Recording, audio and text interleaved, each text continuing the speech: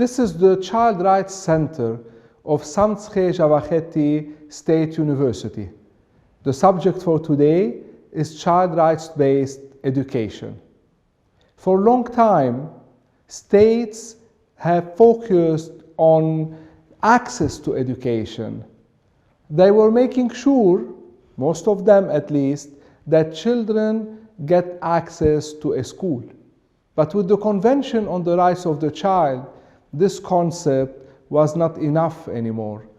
Article 29 specifically of the Convention on the Rights of the Child mentioned that education should aim to develop the personality of the child. Many states were focusing before the Convention on education being concentrated on the economic impact that it would produce. And this concept is a violation of the principle of the best interest of the child.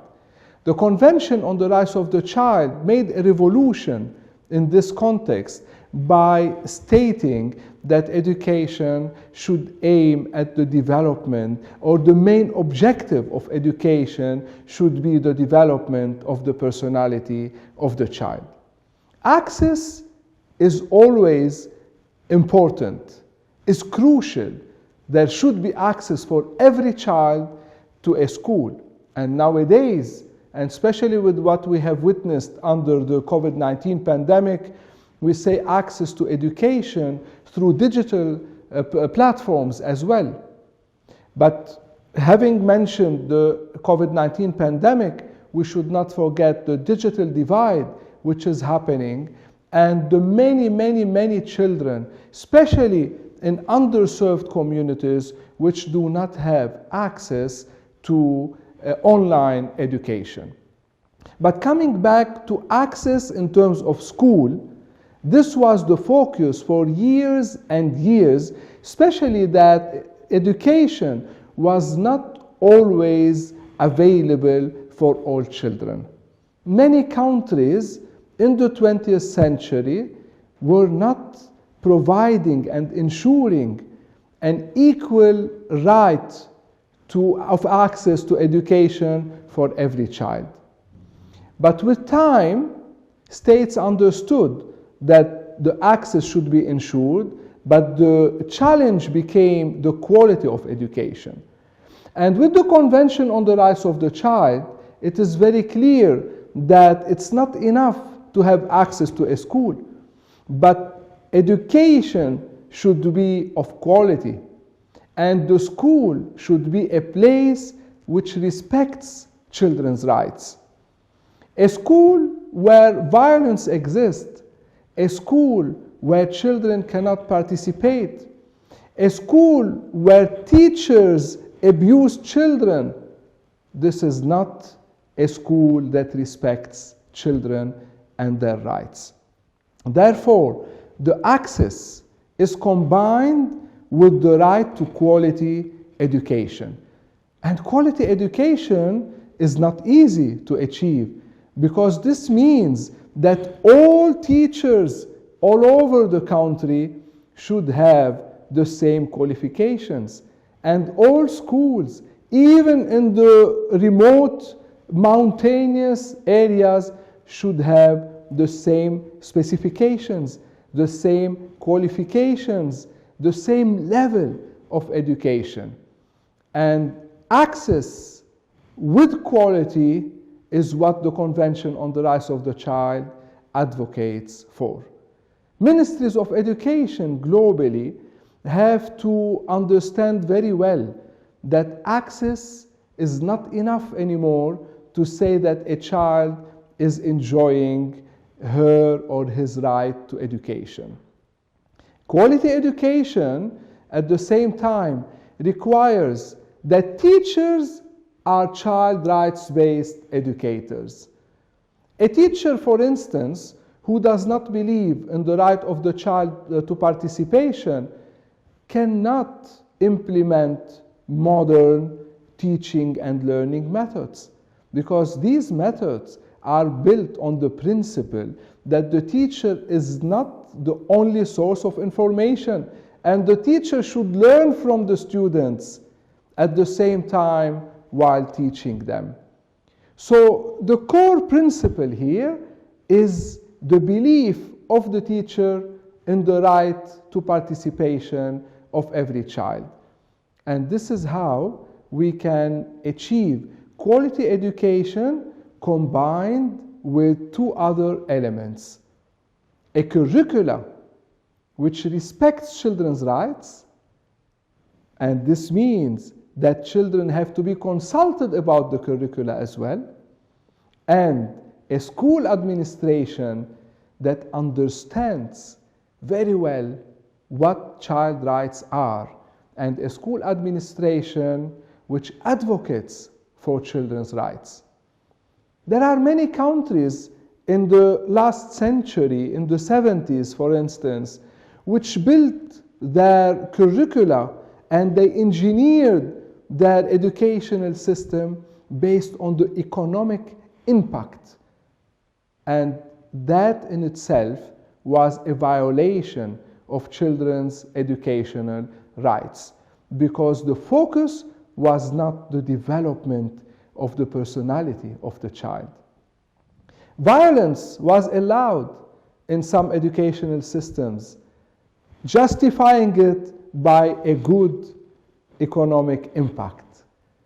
Nowadays, we know very well that many countries banned completely all kinds of corporal punishment and all kinds of violence against children. And we continue calling all countries to ban all forms of corporal punishment against children. At the same time, let's look at it from a developmental point of view. Sustainable development cannot be achieved without democracy and without sound democratic practices in the society. And if democratic practices are not taught in the family and at school, citizens will never be able to practice them correctly and will never be able to resort to peaceful means when resolving conflicts. So the core principles which lead to sustainable development are very much in a strong child rights culture in any society. And this is the philosophy of the Convention on the Rights of the Child, when making also the right to participation one of the four general principles of the Convention. Since 1989, since the adoption of the Convention on the Rights of the Child, the four general principles, the non-discrimination, the best interest of the child, the right to development, and the right to participation, have become crucial in achieving development. And the principle of the right to development, which went beyond the right to life and survival, is very relevant also to a child rights-based education, because this principle, stipulated in Article 6 of the Convention, means that it's not enough anymore to have a school. It's not enough anymore to have textbooks, but there should be a quality education. And this takes us to the right to development. So the child has to achieve all the abilities during the educational process. And the school should become a social institution, connecting very well to the parents, connecting to the real problems in the society, but also able to understand the societal factors that affect the well-being of children and dealing with these factors in the best way to achieve the best interests of the child. The third key element of a child rights-based education, in addition to access, equitable access, in addition to quality education, is inclusion. And this is a big challenge still facing many countries worldwide. Inclusion means that the society, and especially the educational system, respects all human rights, which means all children from different categories should be included in the educational system in equality with all other children.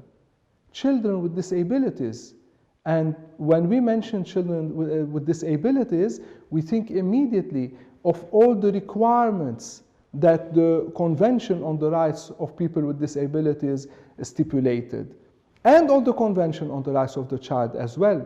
So it's not only the physical, the infrastructural elements, but also the mentality.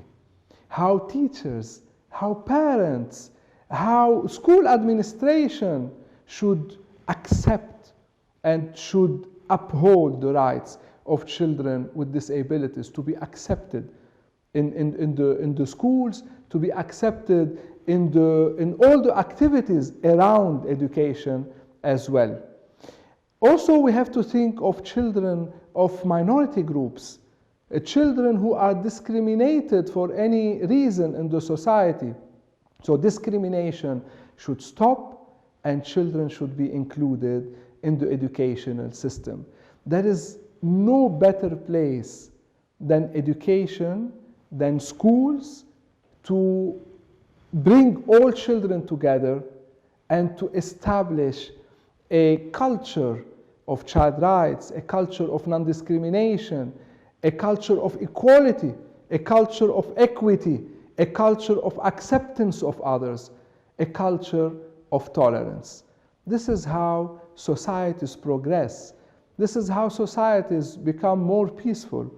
This is how societies achieve sustainable development. For that, we need to consult with children. We need to listen to children, what kind of education they want, whether the curricula is suitable for them. We need a teacher who is child rights based, a teacher who is child-centered, child-oriented. We need also a school administration that respects children's rights, and we need appropriate budgeting for children's educational rights.